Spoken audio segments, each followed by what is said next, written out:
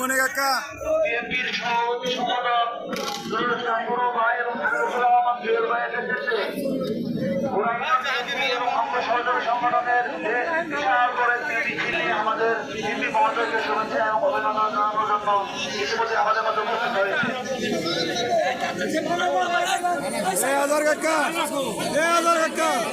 দয়া করে যারা সামনে আছেন তারা করবে আমাদের মাঝে এখন শুভেচ্ছা এবং অভিনন্দন জানাবে। আমাদের মির্জাপুর উপজেলা বিএনপির জনাব খন্দকার আমার পারভেজ শাহ আলম ভাই এবং পুরাইদান বিএনপির সভাপতি সম্পাদক জনাব খন্দকার রঞ্জিত ভাই এবং জুয়েল ভাইয়ের নেতৃত্বে